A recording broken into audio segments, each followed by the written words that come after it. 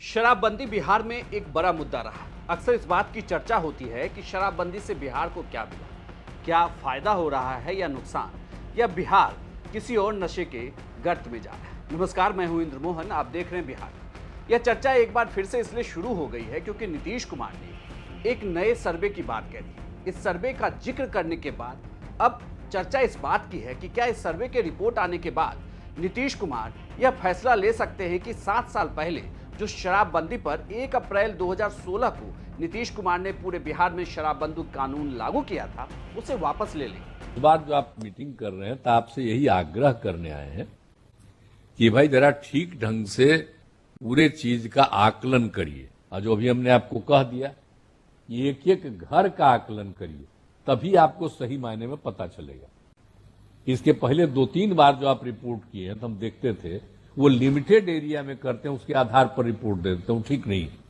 आप एक एक जगह पर, जैसा कि अभी हमने बता दिया है कि आपको हमने कर दिया जाति आधारित गणना और एक एक परिवार की आर्थिक स्थिति का, तो हर तरह के बारे में जानकारी मिलने गया।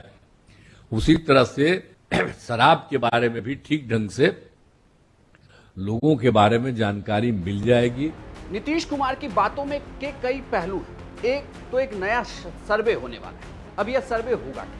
यह सर्वे इस बात की और ज्यादा ले जाएगा कि क्या बिहार में जो शराबबंदी कानून लागू किया गया उससे लोगों की आर्थिक स्थिति भी सुधरी या नहीं सुधरी। क्योंकि इसे आप ऐसे भी देखिए, शराबबंदी लागू होने से बिहार में इस बात को लेकर भी बहस थी कि राजस्व का बड़ा नुकसान हुआ है। लेकिन क्या उस राजस्व के नुकसान को सहने के बाद भी अगर बिहार में जो तर्क नीतीश कुमार देते हैं कि शराबबंदी से लोगों के पैसे बचे, क्राइम रेट कम हुआ, तो क्या लोगों की आर्थिक स्थिति भी सुधरी है या नहीं, यह भी देखना दिलचस्प होगा। हालांकि जब नीतीश कुमार इस बात का जिक्र करते हैं तो वो जोर इस बात का देते हैं कि जब तक बिहार में नीतीश कुमार की सरकार रहेगी तब तक शराबबंदी लागू रहेगा। हम तो शुरू से इसके पक्ष में, लेकिन बाद में बोलिए जब पूरी लागू किए और फिर 2 साल का 2.5 साल के बाद सब हटा दिया, तो हम देखें कि फिर जरा ठीक ढंग से लागू हो।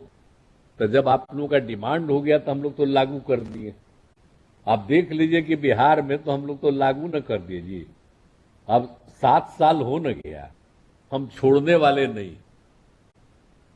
इसलिए आप लोग अगर पक्ष में रहिएगा तो लागू रहेगा पक्के तरह से। शराब बड़ी खराब चीज है।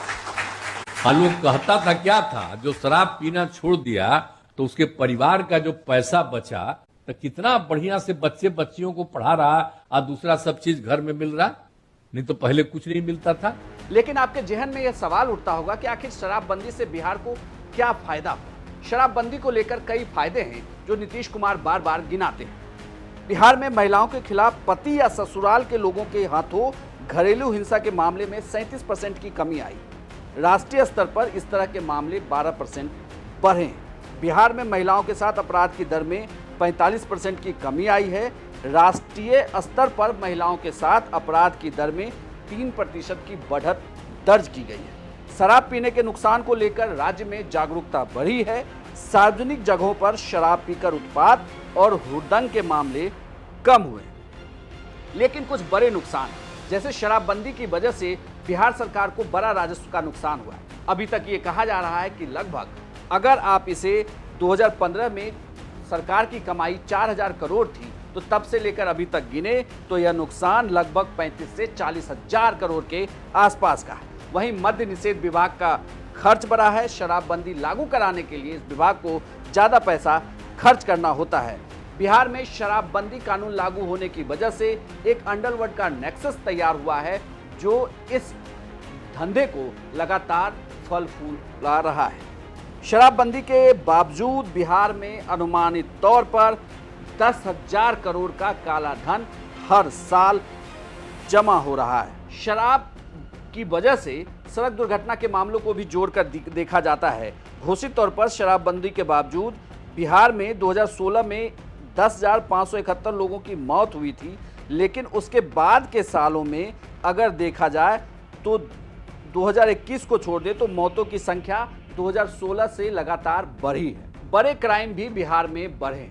कुल मिलाकर देखा जाए तो नीतीश कुमार ने एक बार फिर से सर्वे का जिक्र करके इस बात की चर्चा तो छेड़ दी है कि शराबबंदी पर नीतीश कुमार कुछ बड़ा फैसला करेंगे। नीतीश कुमार ने यह साफ कर दिया है कि जब तक बिहार में उनकी सरकार है तब तक शराबबंदी कानून बिहार में लागू रहेगा। आपको यह जानकारी कैसी लगी हमें कमेंट बॉक्स में लिखकर जरूर बताइएगा और बिहार की तमाम खबरों के लिए आप देखते रहिए सिर्फ बिहार तक।